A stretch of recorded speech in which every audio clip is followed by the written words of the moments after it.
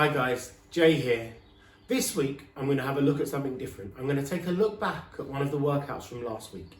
I'm going to take a look at what I would do on a heavy day.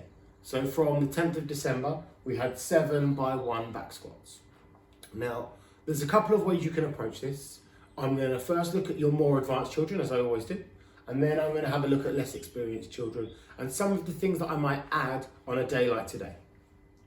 So for our advanced children, now these are children that are showing emotional maturity in the gym. They want to be in the gym and work out. They've understood that working out has a positive impact on their lives, and they want to be in there just because they like working out. Rather than maybe your less experienced children who haven't quite developed that awareness yet, and they like to be in the gym because it's like playing and it's games and it's fun. My two children had a go at this workout. It was 5 rounds of 20-meter walking lunge, and it's 10 to 20 air squats. My daughter did 10 squats, she's a bit younger, and my son did 20 squats. Now, the focus for this workout was all of the movements were slow and deliberate. I praised slow, deliberate movements, slower than they would normally do during a workout when you're looking for a little bit of intensity. Okay? The focus really was on movement quality. So I praised great knees out. I praised really good control down.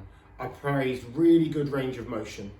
And you'll see from the video how slow and deliberate they move.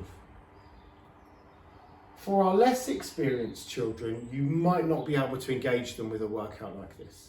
So I've chosen some other movements of things that we like to include in our CrossFit Kids workouts as often as possible.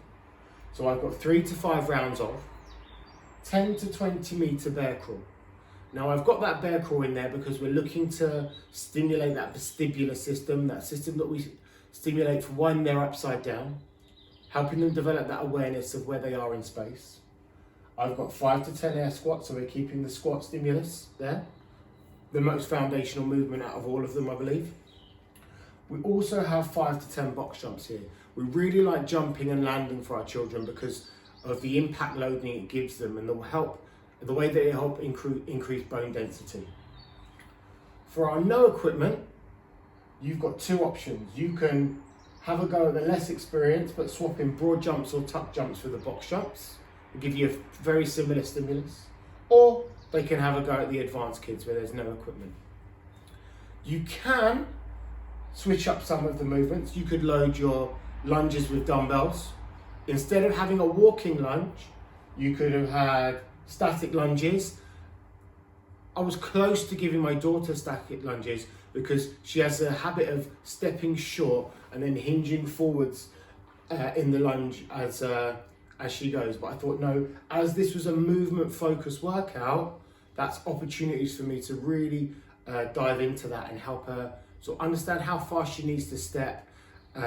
And hopefully I'll show you ways I did that when I'm talking over their workout. You could also load your squats with dumbbells or an odd object, a med ball squat. Here, holding it nice and high in that sort of, almost that Zercher style approach. Now, because this is very much a movement focused and a quality focused workout where we're getting the children to move slow and deliberate, it is important for them to have a bit of challenge and a bit of fun in there. So I always had a bit of accessory skill work in there, which is play-based. I really like, and you've seen them a few times now, the plank games and the bar games. I'll have a video showing you 2 of those that you could use, but it's like, how many can you do in a row? Or can you beat your brother or sister? Or can you race? And that's where you get that sort of play-based element in those accessory movements. So just to recap, these movements are slow, deliberate, really giving them an awareness, movement awareness, so you're getting that mechanics and consistency from this workout. If they're not quite ready for that workout, hit the less experienced option where they've got some more movement in there, they're doing some bear crawls, so we're hitting that vestibular system, the squat, and then we've got that impact loading with the box jumps. Thanks guys. Looking here at the lunges, particularly my daughter, you can see that she's not stepping quite far enough, so she hinges forward with her chest. In the next video, you can see that she extends her step and keeps her shoulders back and her torso more upright. This is the thing that we worked on throughout the workout. Later on, we looked at her foot position, as when she steps, her toes turn in a bit too much, and that brings her knee in slightly. So we looked at straightening that up later in the workout. It's more of an awareness thing for my daughter. My son, you can see, keeps a nice upright and he's moving really nice and slow. In the squat, here you can see my son moving nice and slowly. Keep thinking about each of those points of performance, her knees out, keeping his hips back first and keeping his chest up as he works through the squat. For my daughter here, we always talk to her about keeping her knees out a bit more, pushing her knees out. And you can see here that her knees could do with coming out ever so slightly.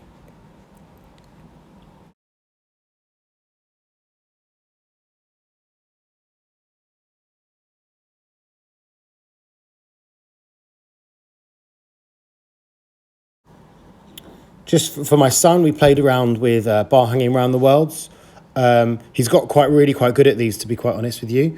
One thing I would say, just noticing, I didn't notice it at the time, but he wasn't wrapping his thumbs around on the bar, and I would suggest that he does that almost all the time, to help him develop that better grip strength as well in there. So I'll have a word with him later about that.